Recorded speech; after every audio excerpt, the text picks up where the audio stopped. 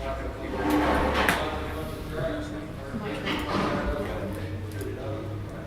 turn it off. No, this one.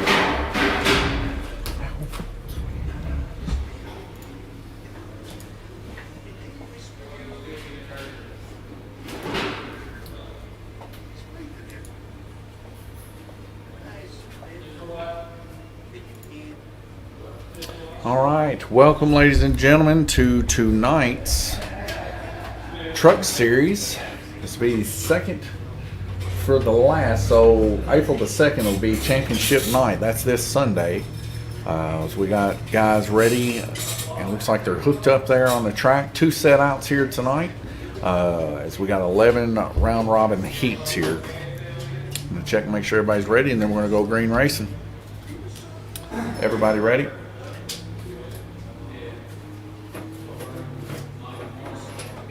Everybody ready? Everybody ready?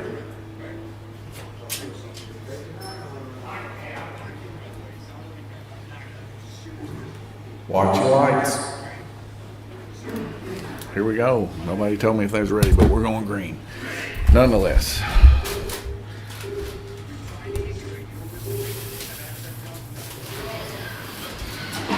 So we're definitely rolling down to the last bit here. As you guys can tell, trying to run it as green of a track as we possibly can, as usual. And so far, it's been a pretty good series. It's helped a lot of the drivers that didn't have a whole lot of experience on the orange track. As you can tell, getting a lot better on the orange track. Plus, we've laid a lot more rubber down on the orange track for grip. Just talked to a few guys before the race started, and they're actually wanting to take that grip off. They want a shiny, brand new track before the next series. We're talking about next series, LMP. So basically, it's like GTP without side wings. Cars look a little bit more realistic. There's other stuff too that entails that class. So, you know, we have like car-looking bodies, like Aston Martins, Lamborghinis, Ferraris. You guys have seen some of them that I've showed you. But then on top of that, we have more of the fancier looking, like Bentleys and stuff like that. Just they don't have the side wings. Right now we see Randy Kirtley. He's back from being over in Louisiana racing with Gabriel. They were racing the old bucket of chicken, or I think it says kicking it with the Colonel. There in NOLA, they were racing the Lemons race, and the front wheel come off of a car last week. So they didn't end up get a finish there on Sunday. They loaded her up and they were on their way back. Come to find out, the issue was in the front A-arm, as it was put together with like an aluminum A-arm or something. It's very finicky. Ended up just breaking itself in two and the front wheel come off. Luckily nobody got hurt, and everybody got home safely. I think they ended up doing a tour of New Orleans afterwards, so that was kind of good for them. They had a pretty good time. But as you can see, Randy back in the mix here, running pretty good there with 22 laps so far here in the first heat. 20 seconds left to go. Got some exciting things coming up too. April the 2nd, championship night. We're going to have pizza sponsored by Bridgeview Pizza there in Island, Kentucky. They're going to bring some pizzas for the racers, and we're going to buy some pizzas too for sale and stuff here in the shop, so that people can also enjoy that too, not just the racers. But we want to thank Eric Hill for thinking about our racers and sponsoring a few pizzas for the guys. Fellow racer, mind you, he actually got Santa's sleigh build here at Lane's Raceway back in December, and he did a little bit of drag racing, but he's been busy just like the rest of us, and he hasn't been able to make it down as much, but his boy Cameron has. Cameron's been coming down here quite frequently, racing in GTP and also racing in a little bit of the GRC action. But latest news here in Livermore, well, I guess we can just go right over there to it. But it looks like it's clearing up a little bit out here right now. Pretty busy between racetrack and the Mexican Joy restaurant next door, La Cabana. Both of us quite busy right now. So we're running out of parking space. But it got really busy because the bridge has been backed up for about the past hour and a half, 2 hours. Evidently Kentucky State Police is running some sort of wreck scenario from last week. There was a big incident that took place on our bridge, and some guy got hurt pretty badly. So I think they're doing some kind of thing to practice for wrecks on the bridge. I don't know. But anyways, it's been backed up for about an hour or so. That's why you're not seeing Gerald Suttle here tonight. Made a call to him. We were going to hold the race up until he could make it. But he let us all know that he was just going to head on home. So he turned on around, and that's why we're starting just a hair late today. As you can see, it's about 6:31 right now. We're usually starting about 6:15. And it's very sad because we actually worked quite hard on Jerry's truck. He was going to race Broken Glass tonight, and it's just kind of sad not to see him be able to race it after the work we put in for him and everything. But he'll surely be here in the next couple of days. He'll probably be here April 2nd for sure, championship night. And of course, we'll be handing out the prizes for each individual racer and do a little bit of interviews and see what they have to say about the series as a whole and what they thought about first time running an intermediate series here at Lanes Raceway. I know we've been quite excited about this intermediate series. It does have some kinks to be worked out, but like I said, it's been working quite well. The guys have been responding to it quite well too. So we get these kinks worked out in the future when we have intermediate races. It's definitely going to benefit rookie racers and veteran racers alike, making them hone their skills in. 14 seconds left to go, and we'll be going back green. Hopefully, Twitch, YouTube, Facebook, all that stuff, we should be live streaming. If you guys want to text in anything, ask questions, what's going on, say hello or whatever, it should be up and going. But like I said, we've been having issues with it communicating with certain channels every once in a while, so I don't know if it's going to work or not. But my wife, she's got the tablet over there, and she'll check Facebook every once in a while and see if anybody's got anything to say. But a lot of exciting news happening here at Lanes Raceway. We got us a new pinball table here at Lanes Raceway, Led Zeppelin.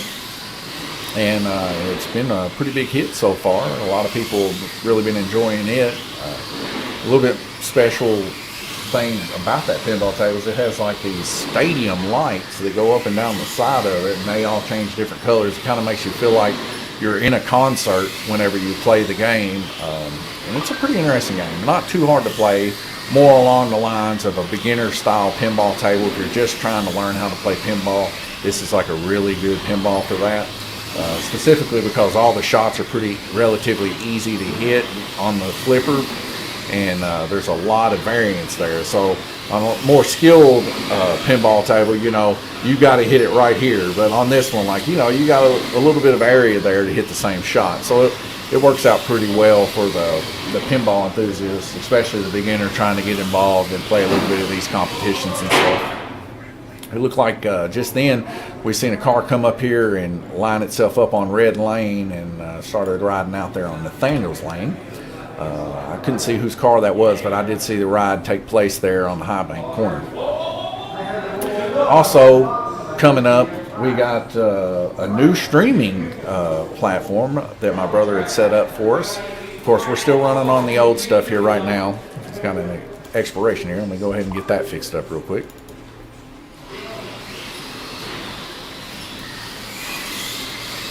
But yeah, he's got that set up, and I'll tell you what, when he set it up, we got to have a green screen, so it's going to be something pretty special. I hope you guys really are going to enjoy it. I'm hoping to get that thing up and running and everything working well by the time that we start on April the 2nd. So fingers crossed you guys get to see that. It'll be exciting and new, and maybe bring some new type of interactions between us and the community. I think that'll be great.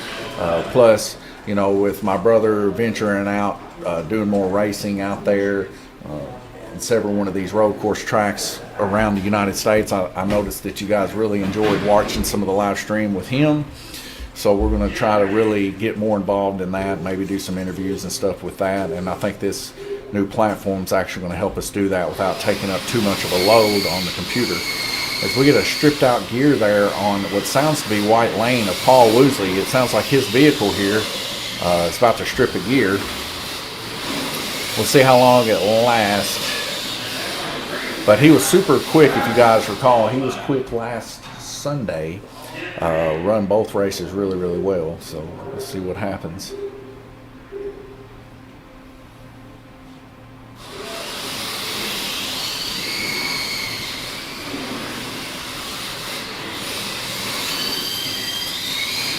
Yeah, that gear is all but gone, it sounds like.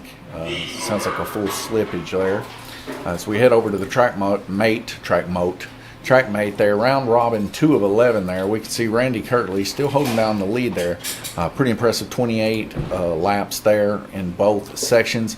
56 total. His average is 28. That's all he's running. 25.6. 25.5 is Bruce Bullington there in second. Paul Woosley in third with 25. Glenn Burden with 23.5 average. Clay Dame 23. And Nathaniel Burden with 24 average as he just now gets in starting. Very respectful numbers there. Paul and Nathaniel both running 24 in the higher lanes there.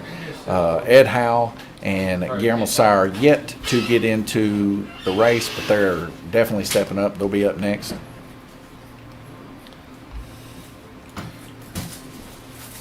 So as we can see now, we look here on Lane's Raceway. These are our current pinball stats here. You can see now we have enough pinball tables that we can actually rotate through. Of course, there we got Kirtley 7 there with 139 million, and we ain't even had this thing a week yet. So that's a pretty tough score to beat that I've noticed. So we'll see how things work out. Like I said, it's not a real super hard pinball to learn, so maybe getting some combos will be a pretty good thing as we continue on. Heading over to the oval cam though, we see all of our racers out there working on their cars. My wife there talking to Glenn about something, maybe some stickers or something, who knows. Clay Dame, he come in here, he got here just in time. He had to end up going all the way around Island as we've had that wreck take place, the wreck scenario, I guess you would call it. He had to end up going all the way around the county just to get here.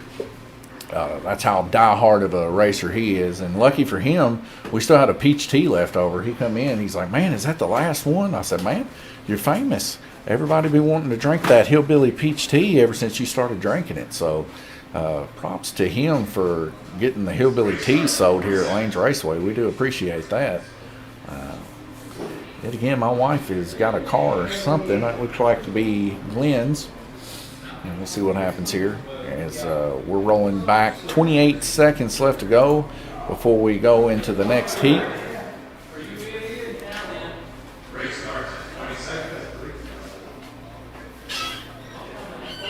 Did you run out of tires? An extra set. That's what it was. So getting Glenn an extra set of tires. He needs a 26 too? I don't know. I was going to take it to him. He's on the deck. Yeah, he'll get his 3 minutes whenever this heat's over with. So he'll probably want one right after that. So go ahead and have him one ready. I mean, last time So it was Paul's car that stripped the gear. Last time, 2 years, so I don't know if he needs another one. Okay. So I believe that was right. Last heat there on white was Paul Woosley. He's coming out now. He's track marshaling. I believe that was his car that had a strip gear. We'll know more information after this heat as he just brought his car in so he wouldn't get deducted 10 laps. Him and Guillermo Sauer still setting out. We're setting out for 3 heats, I believe it is, 3 set outs before they can go back in. So Guillermo Sauer will be on deck this one, and he will be coming in right after this heat. Randy Kirtley still in the lead there, running 63 laps down on black as we get a track call there. Glenn Burden's truck going to the high side there. Glenn Burden currently on white lane, so he is in the blip section there, and possible blip could have been an issue. Too much acceleration outside of the blip too. Sometimes you can run through the blip, but then when your tires are free airing through that dip and the back tire set on the back end, it ends up causing the car to pull out, and that could also be another reason why people are coming out. That's why I think just that whole section of that dip before and after, you just let completely off until you can finally get on the other side. That way there is no torque happening whatsoever until you come out. Safe, you're going to lose some laps, but you'll gain them back just by staying on. So we'll see how things work out. Sometimes the guys just like to risk it, and if they risk it, like I said, it'd be good for them too.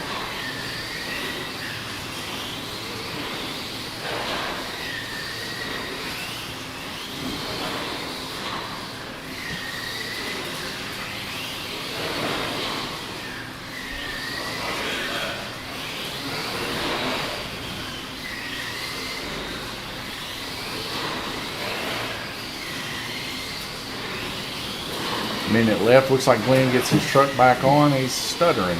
Something's happening there. There it goes. Looks like he got it right going there. Slowing down quite hard there in white.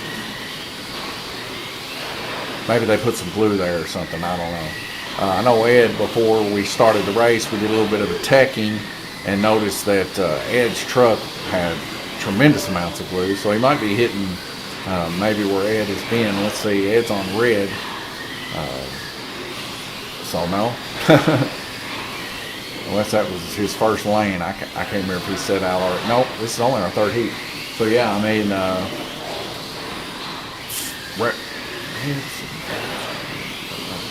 so Ed will finish out the full heat there. Anyways, we made it through a red flag there. I don't know what was happening with Glenn's car down there on white just right before the underneath the bridge there. His truck was slowing down really aggressively along this spot right here.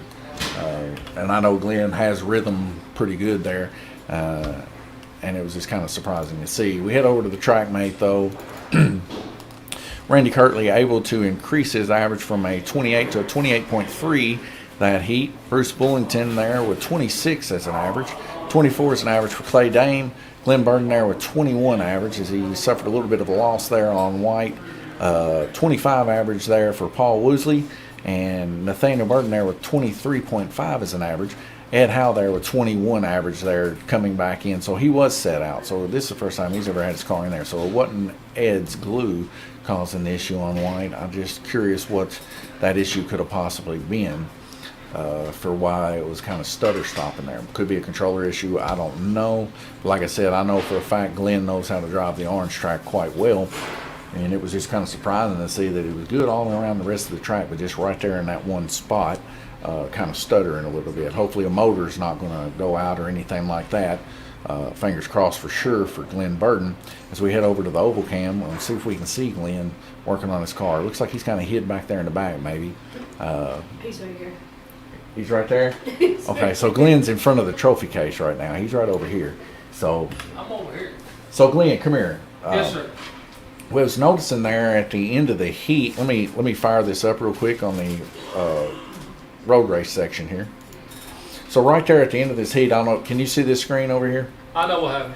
What was that? The stutter. My gear come loose and I jammed it in there too tight. So that's why you were kind of stuttering underneath the bridge? Yeah, when I let off, it had full brake. Okay, good. Yeah. So it wasn't a motor issue, ladies and gentlemen. It was just, like I said, he had the gear just in there a little bit deep, and it was causing it to kind of bind a little bit. So that's good because he's running a Parma gear. You guys know about the Parma gears. You can pretty much bind those pretty well, and it's not going to hurt them too bad. Now the Cox gears, on the other hand, you have to run those bound, and if they get any kind of play in them, you guys know they strip the teeth right out of them. But anyways, that's good news. So he'll be back in there running a little bit smoother. Like I said, he's really good and smooth on the orange track. He's had quite a bit of experience here running on the orange track, so it was just kind of something to see. You know, I like to point out these kind of things for you guys so that you know what's going on, what to expect from each individual racer, and of course it's a bucket full of surprises for sure. As we go through heat after heat here, we're now in round robin heat 4 of 11. Did Paul ended up needing a gear, or is he good? He's good. So Paul don't need a gear. I think he might have just been a little loose too. He had a Parma gear on his, so it's definitely going to be good. We do go through quite a few of the Parmas just simply because that's how guys want to set up their cars, is with the Parma gears. They do it from occasion after taking some wallops or not having their stuff tightened too tight. They do get loose after a while from side to side play, and sometimes they kind of strip out. Always just a good practice after every heat is to make sure that your play is not out of control, it's nice and clicky, and you got that stuff tightened down really tight. But everybody running quite well. Nice and smooth. Everybody's smooth. Yes, if you don't mind, I'd love the water. Fine. I love water on the floor.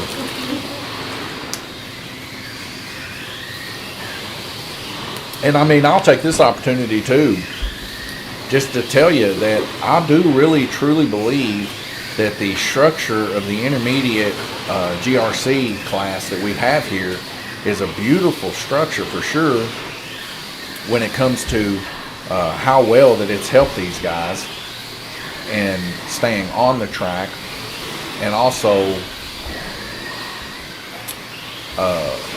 as you can tell right now how well that they are just, something's up on my microphone, that there's hardly any wrecks whatsoever. Now I know a lot of that too could come down to just simply these guys are having an understanding that, hey, I don't want to come off because this is a live track, but at the same time, who knows really. I'm trying to do like 30 things at once. I know what I want to say, but I'm trying to fix this microphone as I'm seeing some red cues take place on the microphone, and I definitely don't want you guys getting your ears blown out. So getting her back down into the yellow there.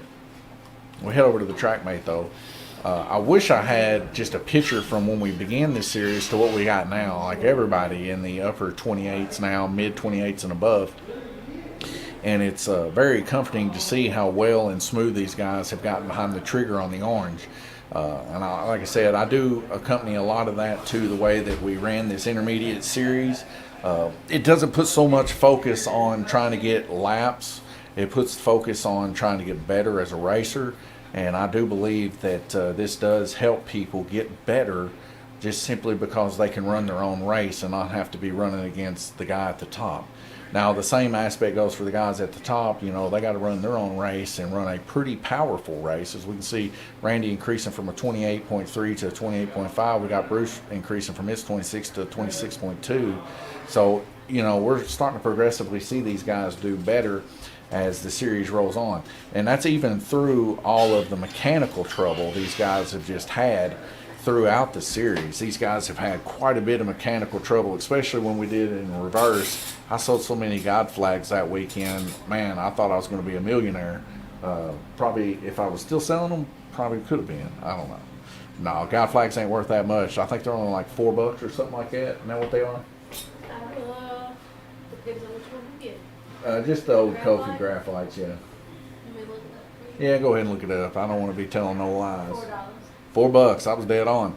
So, yeah, I mean, the God flags are not that expensive. So we did sell a few just simply because the difference in the track, you know. And like I said, those guys are going to get a special little gift that come, well, April the 2nd, championship night. They're getting it. So I'm excited to give those gifts out to those guys. And I think they might get a crack out of it for sure. But no, I mean, these guys have done great this season, and I think coming into our next season, our LMP series season, they're definitely going to be up and ready to go for that race, as they've had quite a bit of practice with these heavier chassis, these top heavy bodies. You know, racing GTP should be a cinch for them other than the speed, keeping their eyes on it.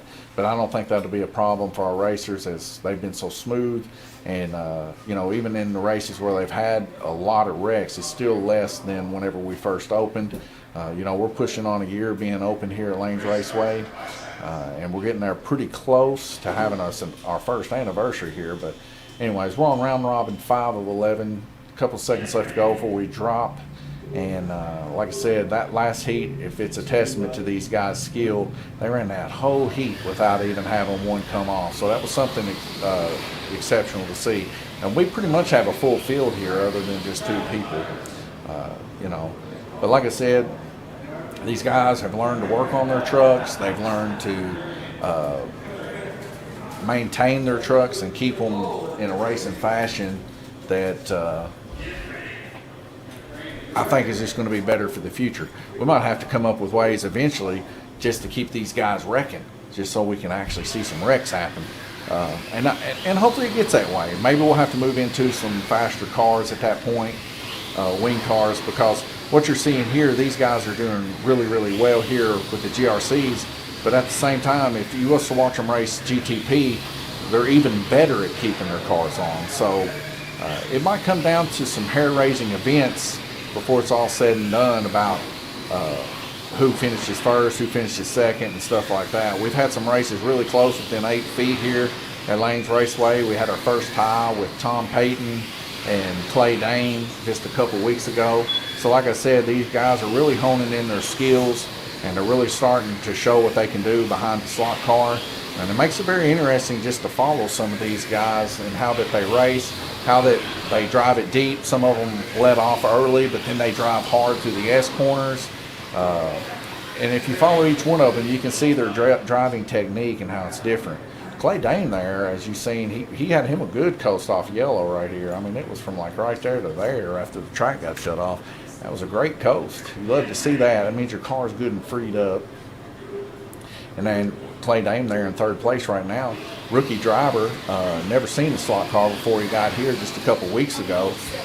Like I said, he's running good lap times here, and he's staying right there with some of the best. He's only about 0.4 of a second off difference from him and Randy, which is, or actually out 0.4. So that's not much at all per lap.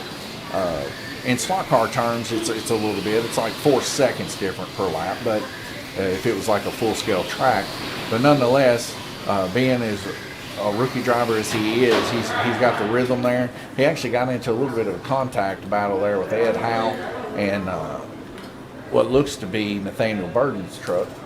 But no, it wasn't Nathaniel. It was Guillermo. Guillermo and Nathaniel both have red trucks, and it's kind of hard sometimes to tell the two apart on screen, as you can tell. But nonetheless, just a little bit of an incident there in the back stretch. These guys are really going good. Like I said, Clay's truck there, really smooth, as you can tell. We teched all these trucks before we started the race. Everybody passed tech. Some guys were skirting it a little bit. Their tires are getting a little bit low. But other than that, I mean, these guys are plenty well enough to continue racing. That was heat 5 of 11 there. We look on the track mate, and we can see that Paul Woosley be heading back in this time. Randy Kirtley still out in the lead, 28.4. I can't recall if that's went up or down. That looks like it might have went down a couple tenths there. But Bruce Bullington there with 26, right there behind him, just a couple laps average difference, and that's just a wreck or two. Clay Dane there, 24.6, same principle, 24.5 with Nathaniel, just a wreck or two that's keeping them from that. Ed Howe there with 25 average, Glenn Burden 21, Guillermo Sire 28.5. So Guillermo Sire down here at the bottom runs some pretty impressive lap times there on white and green. Going to be hard to catch those for sure. Paul Woosley there, 24 laps on white, 26 there on orange with a average of 25. So we'll see how things shape up for each one of these racers. Right now, too early to call. Still a lot of racing left to go, but we'll keep an eye on them for sure. Got Glenn Burden in here. He's got his tool out, JK tool, to help tighten up his guide flag nut. He's got a special JK guide flag nut machined from JK. He likes to get his stuff precise as he's racing. Nice to see Bruce. He's bringing his truck in as he's ready to do a little bit of track marshaling himself. Minute 28 seconds left to go. Everybody out there working on their cars. See Nathaniel there, front view, front and center there, as he's got his stuff rapidly available there on the edge of the table. That's kind of how you really want to have your stuff set up in between these heats, because you only get about 2 minutes or so really a work time to work on your car. So if you got your glue, your oil, your cleaner, your rag, your wrench, everything you need to make sure everything's tight, everything's glued, everything's oiled, everything's clean. That's the way you want it set up. That way you can throw it, roll, put your car on the track, already have your controller hooked up, stickered up, ready to go. Glenn Burden, he keeps his stuff in his front pocket because he is OG from the streets of Livermore, or well, the streets of Ireland. Right. He's got a block in his back pocket too, man. He's taking it to the next level, ladies and gentlemen. I wish y'all could see this. You see Glenn Burden there, right here. I'm gonna circle him for you. Right there in that back pocket, he has his block. Now that is true dedication to the sport of slot car racing, right there, ladies and gentlemen. To have the block in the back pocket. 15 seconds left to go. We'll be going back racing. For some reason or another, my camera extremely dark in contrast. I'm gonna see if I can maybe fix that a little bit. I'm going to settings and kind of brighten that baby up a little bit.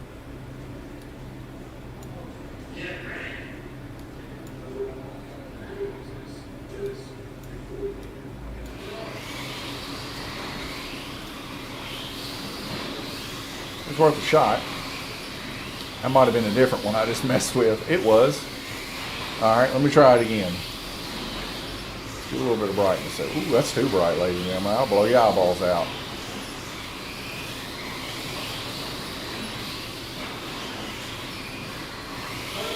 There we go. That's a little bit better. Now I can see people, man. That's just gotten a little bit dark over time, I guess. Good cameras for the most part. If you're looking for any kind of IP style power over Ethernet cameras, these Amcrest, man, for the money, you really can't beat them. We've had no issues with them, frames per second wise. I mean, these things, you can see where the cars are going. They're not just a blur or nothing. You can actually make out these are slot cars. The resolution leaves a little bit to be desired. But nonetheless, like I said, unless we're having any kind of internet issue or something like that, these cameras are spot on, second for second.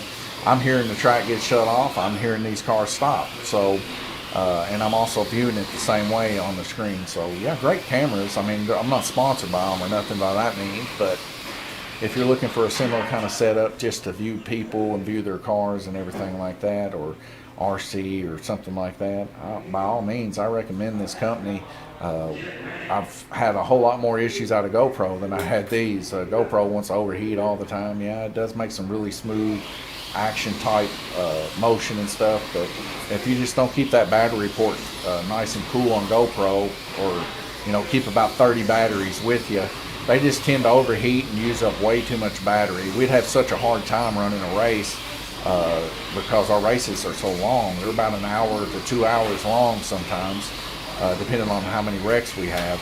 It's just not feasible. But these cameras, for the most part, they do well. And I've even used them in pinball competitions before and just set the color and stuff. Of course, right now our contrast is a little bit off and our color is just a little bit radical.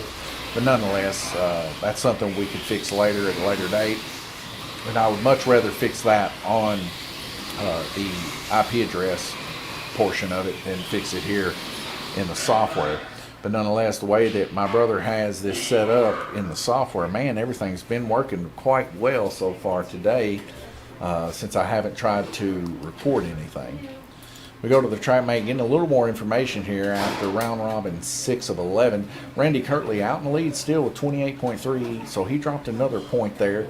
I guess that's because he's heading up towards the higher lines, whatever it may be, is still beyond me. I don't really know at current time. But anyways, we got Clay Dame there in second place with 149, 24.8 average.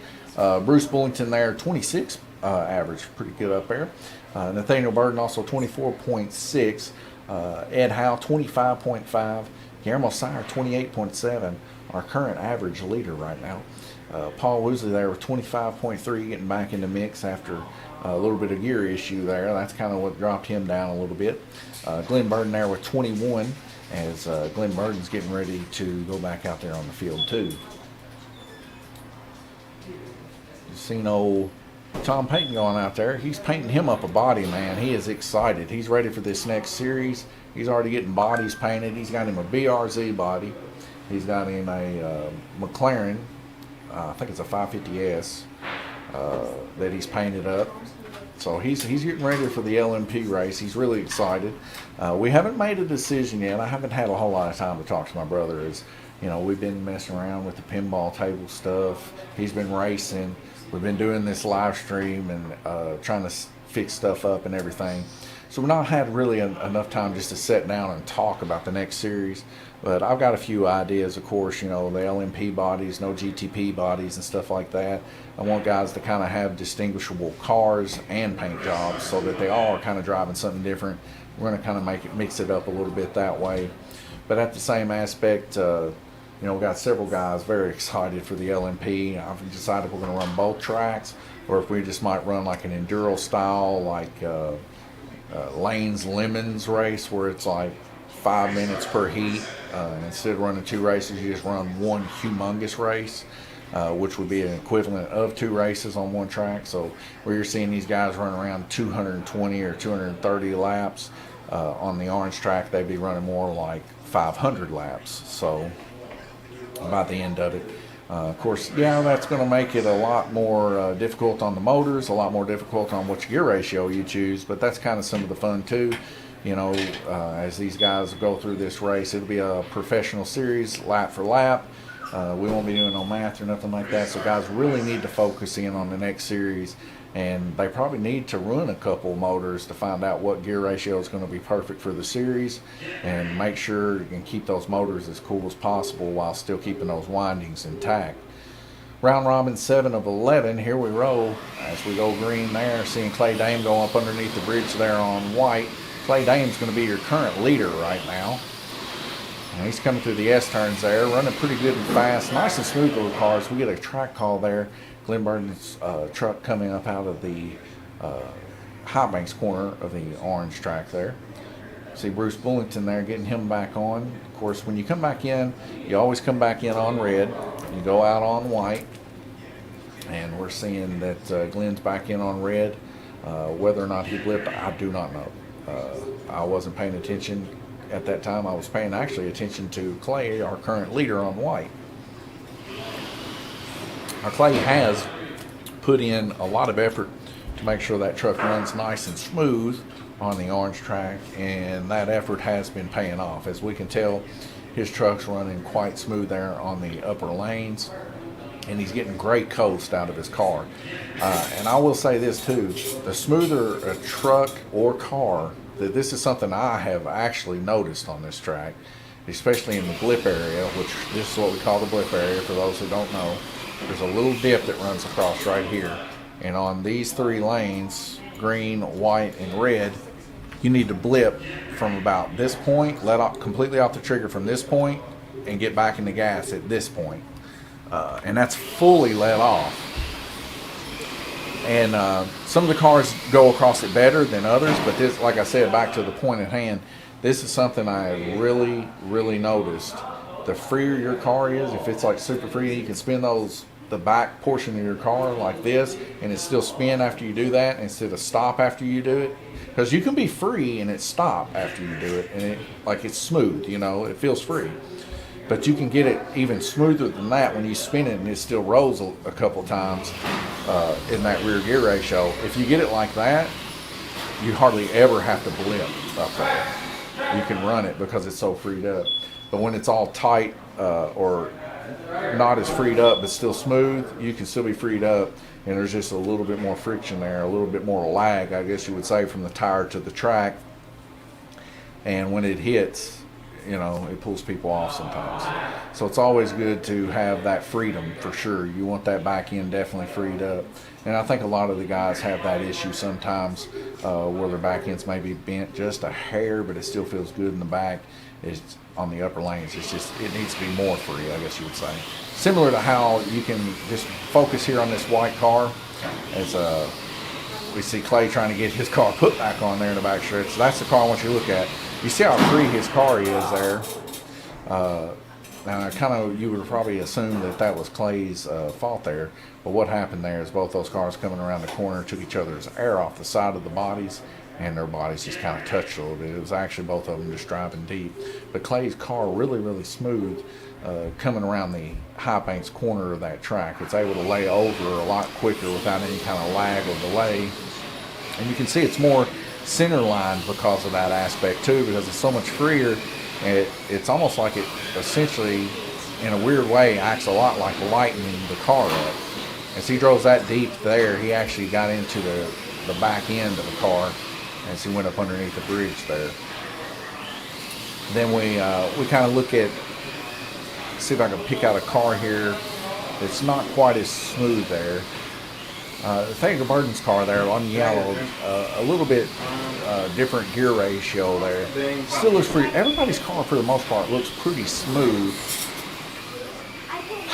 It's really hard to kind of distinguish. It's almost a feel thing. You almost got to just feel it, really, to be honest with you. But nonetheless, the freer you are up on the upper lanes, the less you have to blip. And you can make it through there a lot of times. But just like anything, eventually it bites you. It's like a snake hiding in the grass. Sometimes you can walk right by it and you won't get bit, but sometimes you will get bit. As we see right there, I believe we had a rider throughout the blip station there and got bit.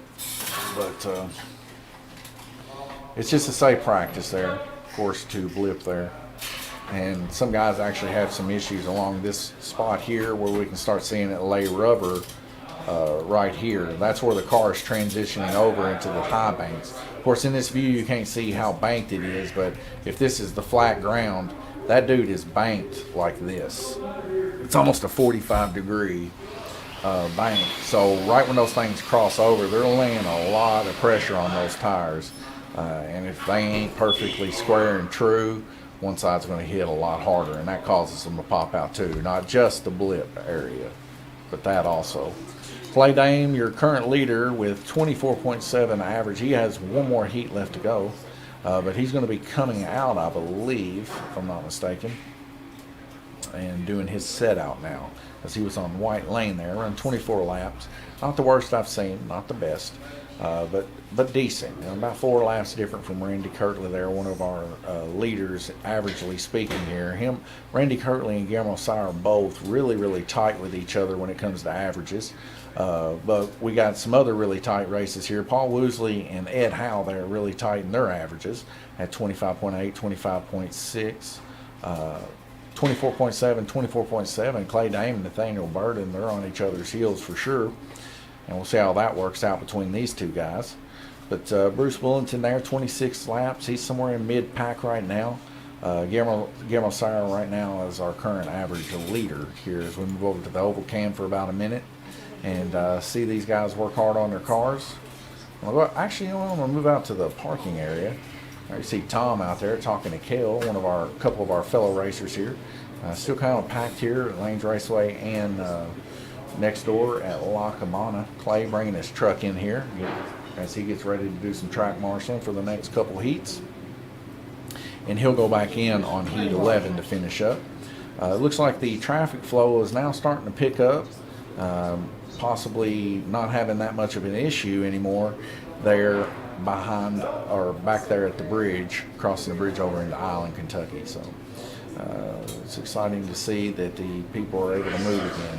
I just wish that they would have done that a little bit earlier today so that we could have seen fellow racer Gerald Suttle. So we're very sorry not to see him and kind of sad not to see him also, as Gerald does definitely lighten the place up for sure.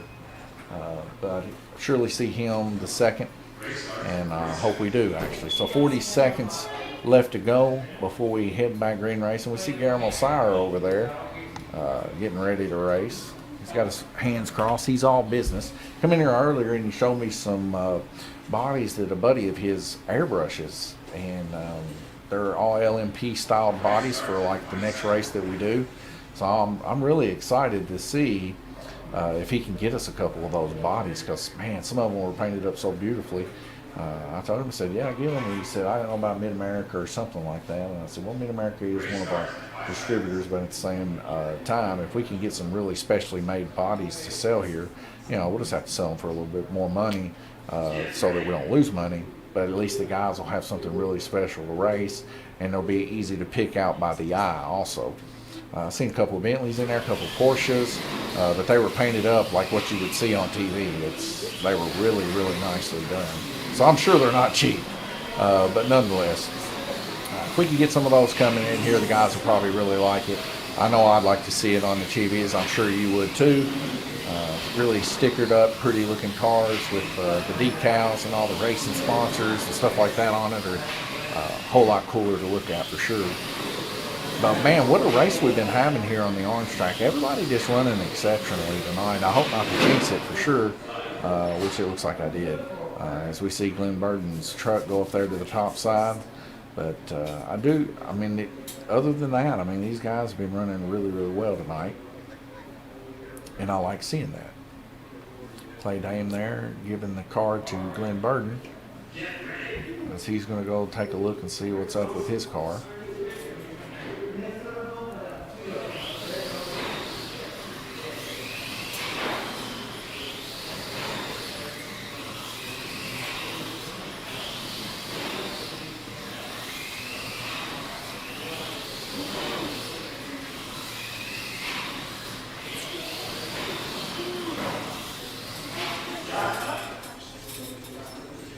So right now we only have Nathaniel, Ed, Guillermo, Paul, and Glenn. Of course, Glenn's off working on his car on the track currently. This is another one of those times where we just have 2 guys setting out, which is the way we got the ghost set up, so that there's 2 guys setting out. But sometimes you'll see 3, and one of the ghosts will actually be setting out with the guys, giving 3 guys set out versus all 3 ghosts being in the race.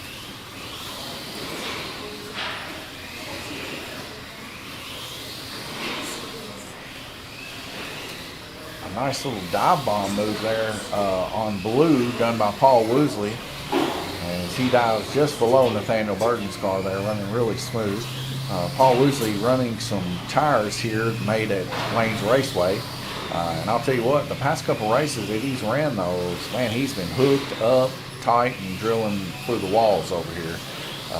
But of course, Paul Woosley, don't let the tires fool you. I mean, the tires are good that he's running, but a lot of it is just skill from Paul Woosley. He's got the rhythm. I've raced with him. He definitely has the rhythm to run the orange track. He's falling right in love with this orange track too, as he's able to push quite deep. He's currently right now the one turning the fastest lap time here with a 4.095 on blue. This is pretty impressive when we're talking about GRC racing here. And he's running the GRC truck. That heat went very, very quick. As we move over to the track mate, let's take a look and see what Paul was able to run there on blue lane. 28 laps. He's right up there with the big boys, only to be bested by Guillermo with 29, 1 lap difference. So like I said, Paul was real smooth there on blue, and you could just tell it in the race there towards the end, as he was just kind of just taking his time, biding his time. He didn't have to, rush a pass, as he knew that he could just make that pass nice and clean. Now, doing those clean kind of passes, not really wrecking people and stuff like that, yes, it might overall cost you a lap, but in the long run, the kind of mentality of keeping your composure like what Paul did and making the passes clean on the straight stretch, this is a better racing technique, as people that do tend to rush and wreck people in the corners, they tend to get wrecked in the corners, and this could cost more than just a lap. So, like I said, Paul very smooth there on blue. I just had to make a mention of that for sure there at the end. It kind of caught my attention. Like I said, I want to let every one of you guys know about something special that's kind of taking place. Like I said, Paul was really moving and motivating there on blue lane. We see Paul Woosley, he's actually sitting over here across from Glenn Burton here in the corner here, working on his car. He don't like to be on the camera too much, but he's got a good racing car there tonight, really smooth. If he can keep it up, no telling where he will be placed tonight, especially racing over there with some of the greats there, Guillermo and Randy Curley. Of course, Randy and Paul exchanges mind sights, I guess you would say, every other race or so, and they talk about how to make their cars better and stuff. Of course, absorbing all the information they possibly can. Paul Woosley coming around there with his green shirt on, getting his truck back out there ready to race. So we got about 46 seconds left to go before we go back green. We are on round robin 9 of 11. I'm enjoying water yet again. I got to slow down on drinking the sugar drinks. But April the 2nd, I'm going to cheat. I'm going to have me some pizza from Bridgeview. And I'm going to have me some nice sugary drinks. And I'm just going to get me a really good sugary drink, eat me some pizza, and enjoy myself for the final race in this truck series here at Lanes Raceway. But our series standings, all that stuff can be found on www.lanesraceway.com to view all of your points standings for each individual racer, see where they are. A few guys haven't made it here in a couple of weeks, but they are still in the series. They can come at any time in the next few minutes when we start the next race, all the way up till April 2nd when we race our final 2 races. So there's still time to make up. There's still time to gain some of those laps. We encourage you guys to come out there, as it helps both the track and the racers for sure. Sitting in this chair's hurt. Got the Cofer shirt on again. We sell these at Lanes Raceway. If you like the Cofer shirt, we can definitely get you one. Cofer tires, we sell a lot of them here. Sell a lot of their hubs for sure. Guys really like their magnesium hubs. And like I said, we can tread your hubs here. If you got some special hubs and you want them treaded, we can tread them to whatever size you like. For the most part, guys really just use one type of tire. It's either fish. Some of them use treated fish if they can't get that specific tire in fish. But as you guys all know, fish tires are hard to get, especially right now, because we're not the only ones running a series currently. There's a lot of bigger places that, you know, big fish eat little fish. There's a lot of bigger fish out there that are, you know, running series currently right now also. So it's hard to get some of this stuff, but we just keep our eyes out, peeled, trying to get what we can get when we can get it. Being a small racetrack here in the eastern United States, or I guess central United States, sometimes it's just hard to get the stuff. But we will get it, and we do appreciate our racers sticking true with us here at the racetrack, buying from the racetrack, basically keeping the lights on in this place. And if they keep the lights on for us, we're definitely going to go above and beyond that extra mile to keep this place nice, clean, and a friendly environment for each one of the racers. 31 seconds left to go here in this round robin, 9 of 11.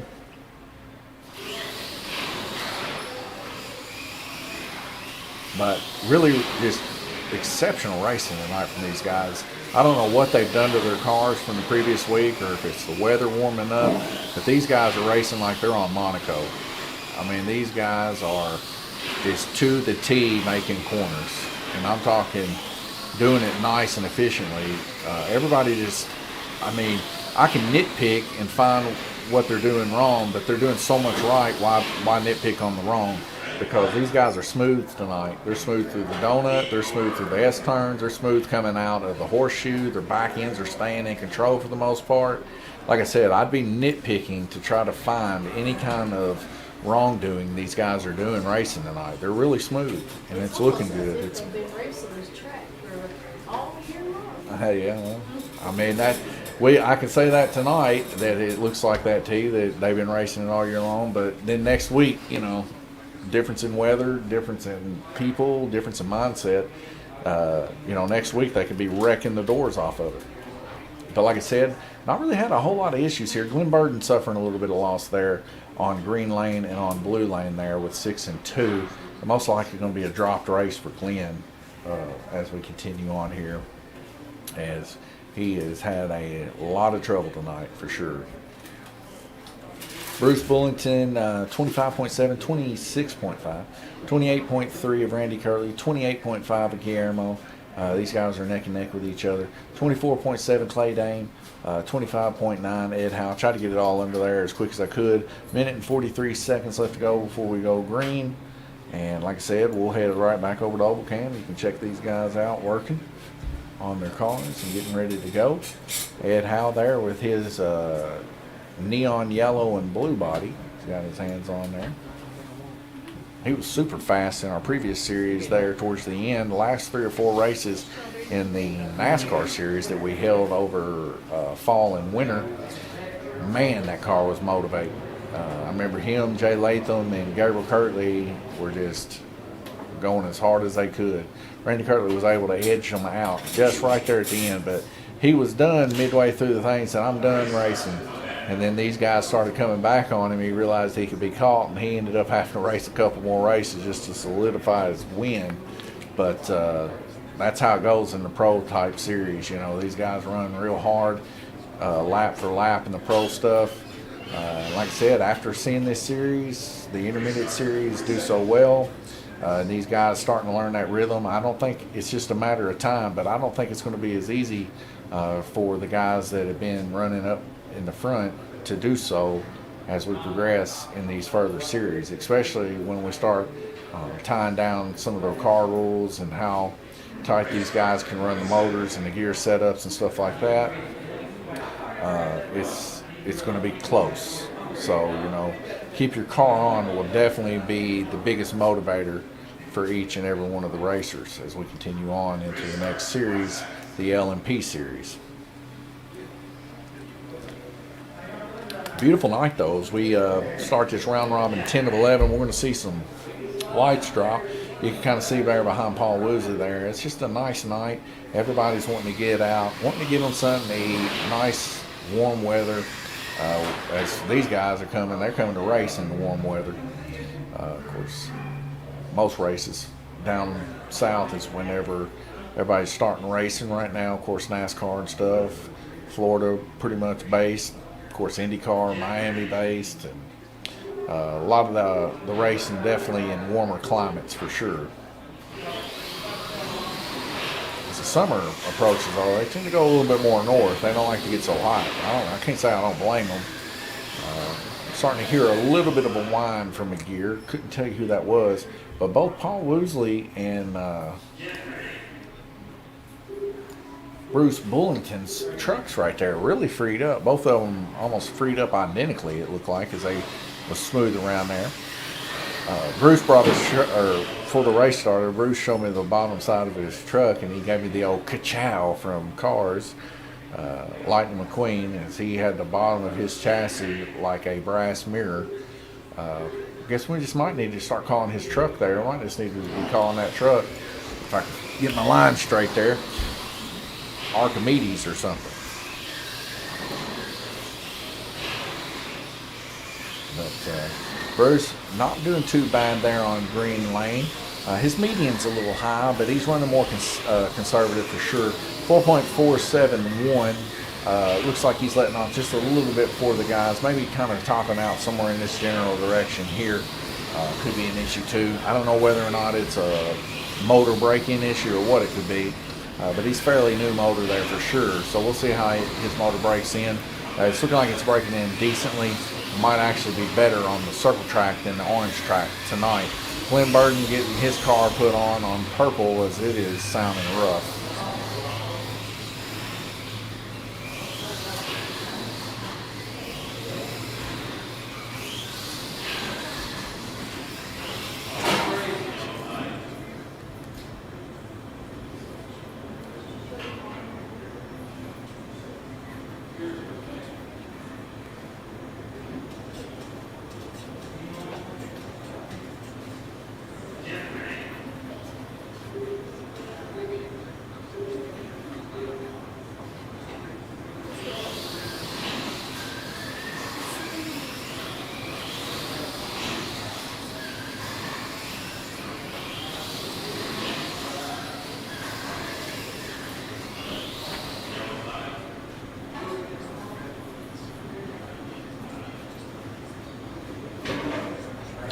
.27 seconds left to go. Round robin heat 10 of 11.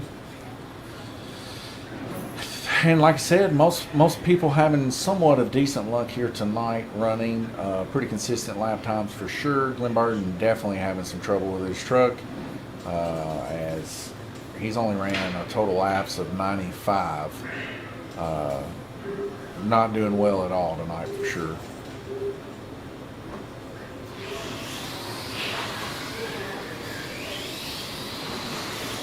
Other than that, everybody else, like I said, just running smooth, running their own race, giving forth the best effort that they possibly can, and you love to see it, you know. Like I said, Paul Woosley there running a very smooth black lane. Just one of the outliers tonight that I've noticed, is running really deep, really hard, and really consecutive there. But that's no shade to anybody else. Everybody else is running really good too. I guess his car just kind of pops out there with that pink and orange. It's just something to see.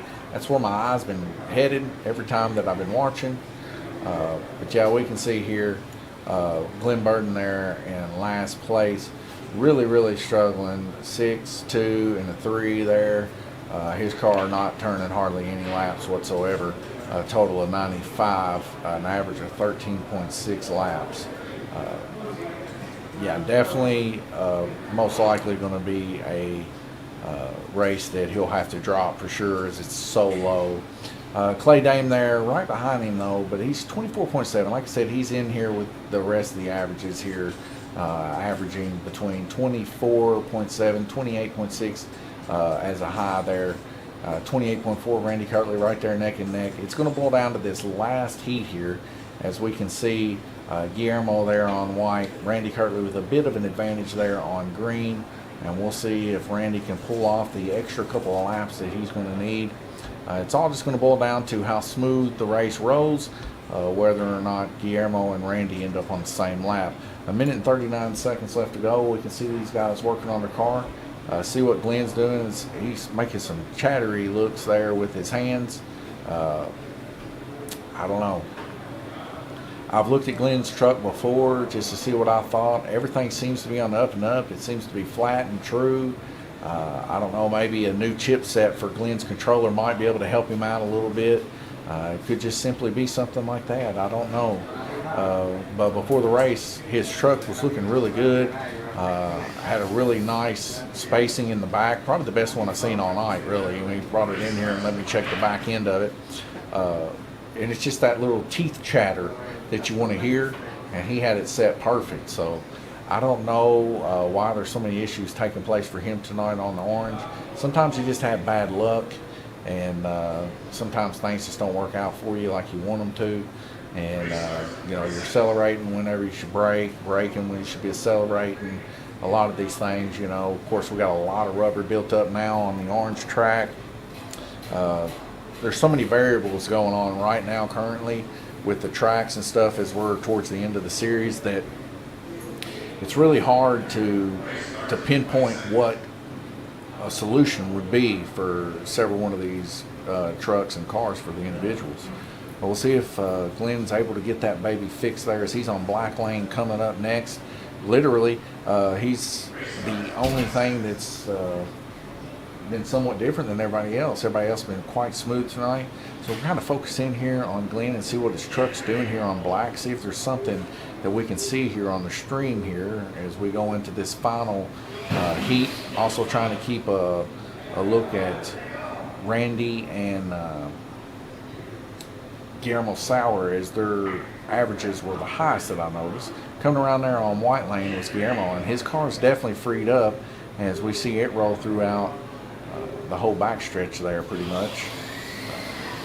Like I said, freedom in these cars is definitely a big thing. But just watching Glenn run black lane, man, his truck is just running smooth and fast. I don't know. I really just don't know. So we see another truck there. Looks like to be Randy Kirtley's truck with that new blue body he bought here at Lanes Raceway. Just a solid blue body. Just a plain Jane that we built up here. As he gets his car put back on green there. Quick to be on the trigger for sure. Randy's going to have to make up a couple laps here on Guillermo, so he's really going to have to be racing hard for sure to try to catch him. That's going to be a hard undertaking for sure, as both of these racers are on the upper echelon of racing. Neither one of them like to come off. Neither one of them have hardly any issues either. But Paul Woosley looking like he wants to reel in Randy Kirtley there on green lane. Randy Kirtley hitting with everything he can to keep that car rolling in front of Paul Woosley. Paul Woosley actually dive bombing a little bit deeper than Randy there on yellow lane. Now all of them clustering up there as they round about the horseshoe of the track. Paul Woosley making a risky move as he goes on the outside of the blue lane of Bruce Bullington. He's able to make that pass, and he did so in kind as we see Paul Woosley not able to hold it as he comes around that corner that time, and he ends up giving it up to Randy Kirtley as he got so close to him. Randy Kirtley actually gaining a lap there on Guillermo. He's got it within one lap now. We'll see if Randy can actually make that happen. He's definitely going to want to push hard. 2:16, 2:17, 48 seconds to make it happen. He's going to have to his best to try to catch Guillermo. Guillermo there on white lane, really going to have to maybe possibly push just a little bit harder now that he's had some issues there with a wreck or so. Randy Kirtley passing the red car of Clay Dane. We got a car off on the underneath side of the bridge. Excuse me. My allergies are killing me today. The trees are almost just like pouring out pollen, it feels like. My whole mustache. I'm fixing to shave it all off. Everybody says I look weird when I shave it off, but I don't care. We'll have to shave it off. These springtime pollen is getting stuck in my beard and in my nose hairs. It's itching me to death.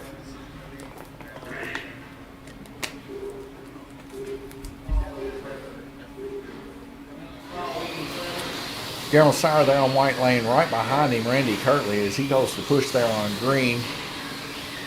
We'll see if he can hang it off there. 30 seconds left to go.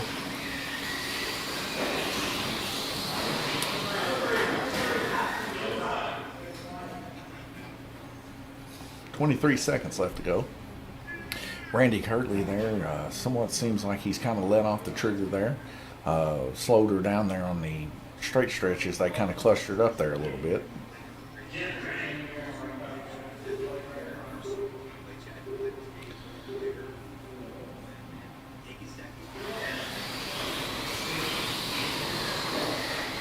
Randy Kirtley going to try his best to pass Guillermo, and he makes the pass, but he's still got another lap he's got to get on Guillermo. If Guillermo doesn't fall apart here, he's pretty much got this thing in the bag as he drives that white lane deep on Randy Kirtley. Able to get just on the inside. Randy Kirtley coming around the S corners just a little bit more aggressively, as that's your checkered flag. That's the difference between first and last or first place being right here, or second place being right here. So second would have had to come all the way around and through here to catch Guillermo, and that is, of course, first place by laps.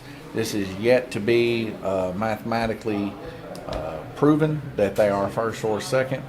With their averages averaging out, most likely that will be your first and second. Chelsea? Yes, love. Picture, please. Okay. You want it on the...